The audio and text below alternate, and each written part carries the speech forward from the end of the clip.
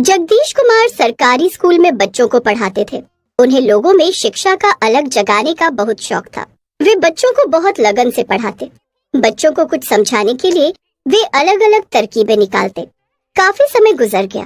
एक दिन जगदीश कुमार ने सोचा, अब मैं बूढ़ा हो गया हूँ, कुछ ही दिनों में रिटायर हो जाऊंगा। रिटायरमेंट के बाद मैं बच्चों को कैसे पढ़ाऊंगा?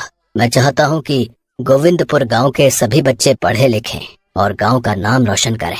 गांव के गरीब बच्चों तक शिक्षा नहीं पहुंच पाती है। इसके लिए मुझे रिटायरमेंट के बाद भी बच्चों को पढ़ाना होगा, वो भी मुफ्त में, ताकि गरीब बच्चों तक भी शिक्षा पहुंच सके। मन ही मन में उन्होंने ऐसा विचार किया। कुछ दिनों के बाद वे स्कूल से रिटायर हो गए। रिटायरमेंट के बाद उन्होंने ठीक वैसा ही किया जैसा उन्होंने सोचा था। अपने घर के पास ही उन्होंने एक स्कूल खोला, जिस पर एक बोर्ड लगा दिया। बोर्ड पर लिखा था, यहाँ गरीब बच्चों को मुफ्त शिक्षा मिलती है। बोर्ड को देखकर गांव के गरीब लोग अपने अपने बच्चों को लेकर वहां आने लगे और उनका नाम स्कूल में लिखवा दिया। नमस्ते मास्टर साहब। कहो भोला, कैसे आना हुआ? मास्टर साहब, हमने सुना है आपने गरीब बच्चों के लिए स्कूल खोला है। हाँ भोला, तुमने बिल्कुल ठीक सुना है। तो हमरे बेटवा का भी नाम अपने स्कूल में लिख लीजिए ना। हाँ, क्यों नहीं भोला, आज से तुम्हारा बेटा मेरे स्कूल में पढ़ेगा। इसे यहीं छोड़ जाओ और पूरे गांव में खबर कर दो कि उन सभी बच्चों के माता पिता जो अपने बच्चों की फीस नहीं भर सकते, वे उन्हें पढ़ाने के लिए मेरे स्कूल में ले आएं। अच्छा मास्टर साहब, आपका बहुत बहुत धन्यवाद। भोला पूरे गांव में ये बात कह देता है, जिसके बाद सभी गरीब माता पिता अपने अपने बच्चों को जगदीश कुमार के स्कूल में ले आते हैं।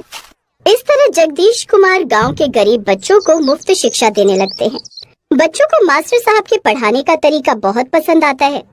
धीरे धीरे गांव के बच्चे मास्टर साहब से बहुत घुल मिल जाते हैं। बच्चे जगदीश कुमार को बहुत पसंद करने लगे। बच्चे रोज स्कूल आने लगे, यहाँ तक कि रविवार की छुट्टी भी उन्हें पसंद नहीं थी। एक बार की बात है, बच्चे स्कूल पहुँचे। अरे बच्चों, तुम सब आज सुबह सुबह स्कूल आ गए, क्या बात है? मास्टर जी, हम लोग पढ़ने आए हैं। लेकिन आज तो रविवार है, छुट्टी का दिन है। तुम लोग खेलो कूदो, मजे करो, कल पढ़ने आना। नहीं मास्टर जी, हमें आज भी पढ़ाई करनी है, लेकिन आज हम सबसे पहले स्कूल की सफाई करेंगे। नहीं बच्चों, तुम लोग सिर्फ पढ़ाई में मन लगाओ। मास्टर जी, स्कूल तो शिक्षा का मंदिर होता है और इस मंदिर को साफ सुथरा रखना हमारा धर्म है। हमें ये काम करने दीजिए। इतना कहकर सभी बच्चे स्कूल की सफाई में लग गए। बच्चों का उत्साह देखकर जगदीश कुमार बहुत खुश थे। साफ सफाई खत्म होने के बाद उन्होंने बच्चों को पढ़ाया। इसी तरह धीरे धीरे दिन बीत रहे थे। मौसम बदलते रहे। बारिश का मौसम आ गया था। गोविंदपुर गांव नदी के किनारे बसा था, जिस कारण रोज थोड़ी बहुत बारिश हो जाया करती थी। एक दिन बहुत तेज बारिश होने लगी। आज तो मूसलाधार बारिश हो रही है। बारिश नहीं रुकी तो बच्चे स्कूल नहीं आएंगे, बच्चों की पढ़ाई रुक जाएगी। इधर बच्चे भी बारिश रुकने का इंतजार करने लगे, लेकिन बारिश तो थमने का नाम ही नहीं ले रही थी। 2 दिन हो गए स्कूल नहीं गया। जब तक मास्टर जी से पढ़ ना लूं, मेरा दिन ही पूरा नहीं होता। पता नहीं ये बारिश कब रुकेगी। इधर मास्टर साहब का भी बच्चों के बिना दिल नहीं लग रहा था। उन्होंने सोचा कि शायद कल तक बारिश रुक जाएगी। बारिश तो कल तक रुक ही जाएगी, बच्चे कल स्कूल जरूर आएंगे। लेकिन उनका अनुमान गलत निकला। दूसरे दिन भी बारिश नहीं रुकी, यहाँ तक कि 3-4 दिन बीत गए। बारिश नहीं रुकी, जिस कारण गांव के किनारे की नदी का जलस्तर भयानक रूप से बढ़ गया और गांव में बाढ़ आ गई, जिसमें कई पेड़ पौधे, यहाँ तक कि लोगों के मवेशी भी बहने लगे। मास्टर साहब के क्लासरूम में लगे बेंच और कुर्सियां भी बाढ़ में बहने लगी। ये देखकर जगदीश कुमार चिंतित हो गए। अब मैं बच्चों को कैसे पढ़ाऊंगा? सारी बेंच और कुर्सियां तो बाढ़ में बह गईं। लगता है गोविंदपुर गांव के गरीब बच्चों को शिक्षित करने का मेरा सपना अधूरा रह जाएगा। इधर बच्चे भी स्कूल न जाने के कारण परेशान हो रहे थे। तभी कुछ बच्चों ने देखा कि बाढ़ के पानी में बेंच और कुर्सियां बह रही हैं। ये बेंच और कुर्सी कहीं मास्टर जी के तो नहीं? अगर ऐसा हुआ तो मास्टर जी हमें कैसे पढ़ाएंगे? ये बेंच और कुर्सियां तो हमारे स्कूल की लग रही हैं। मास्टर जी कितने परेशान होंगे, हमें उनके पास जाना चाहिए। लेकिन हम मास्टर जी के पास पहुंचेंगे कैसे? पूरे गांव में बाढ़ का पानी भरा हुआ है। रोज नदी में तैरते हो, आज बाढ़ के पानी में तैर लोगे तो मास्टर जी के पास पहुंच पाओगे। चलो हम सब तैर कर मास्टर जी के पास चलते हैं। हाँ हाँ चलो। सभी बच्चे बाढ़ के पानी में तैरने लगते हैं। तैरते तैरते वे मास्टर जी के घर के पास पहुंचने ही वाले होते हैं कि वे देखते हैं कि बाढ़ के पानी में ढेर सारे टमाटर तैर रहे थे। वो देखो, लगता है किसी किसान की टमाटर की फसल बाढ़ में बह गई है। हाँ, ये तो काफी सारे टमाटर हैं। कितने लाल लाल और सुंदर टमाटर हैं। काश हम इन्हें घर ले जा सकते। इन टमाटरों को देखकर मुझे एक उपाय सूझ रहा है। कैसा उपाय? हम इन्हें अपने घर न ले जाकर मास्टर जी के घर ले चलते हैं। लेकिन मास्टर जी इतने सारे टमाटरों का क्या करेंगे? मास्टर जी के स्कूल के लिए हम सब मिलकर इन टमाटरों से बेंच और कुर्सियाँ बना सकते हैं। टमाटर की बेंच और कुर्सियाँ? हाँ, लेकिन हम इतने सारे टमाटर लेकर मास्टर जी के घर तक कैसे पहुँचेंगे? अपनी अपनी शर्ट उतारो और उसमें टमाटर रखते चलो। ठीक है। सभी बच्चों ने ठीक वैसा ही किया। अपनी अपनी शर्ट उतारी और उसमें बाढ़ में बहते हुए टमाटर इकट्ठा करने लगे। सभी बच्चों ने सारे टमाटर अपने अपने कपड़ों में बांध लिए और तैरते हुए मास्टर जी के पास पहुँचे। बच्चों को इस हालत में अपने पास आया देखकर जगदीश कुमार की आंखें नम हो गईं। बच्चों का उनके प्रति प्यार देखकर वे भावुक हो गए। उन्होंने बच्चों से कहा, बच्चों, तुम लोग बाढ़ में भी मेरे घर आ गए। हाँ मास्टर जी, हम सब तैर कर आए हैं। लेकिन मैं तुम लोगों को नहीं पढ़ा सकता। क्यों मास्टर जी?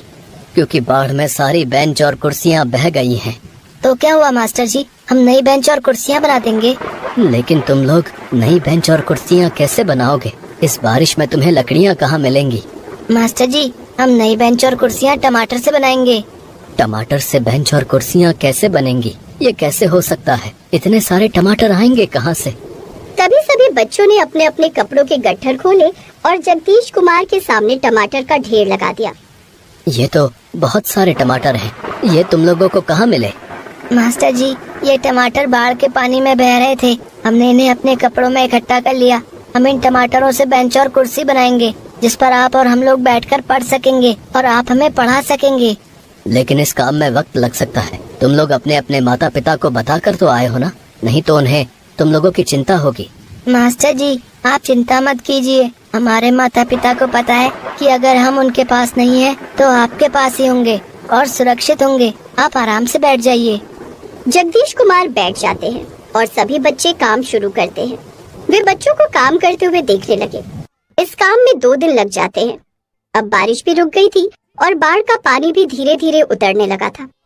जगदीश कुमार ने फिर से अपना स्कूल शुरू कर दिया, लेकिन इस बार मास्टर जी के बैठने के लिए टमाटर की कुर्सी और बच्चों के लिए टमाटर का बेंच था। बच्चों ने स्कूल को भी टमाटरों से सजा दिया था। जगदीश कुमार के टमाटर के स्कूल की चर्चा पूरे गांव में होने लगी। ग्रामीण टमाटर के स्कूल को देखने के लिए आने लगे।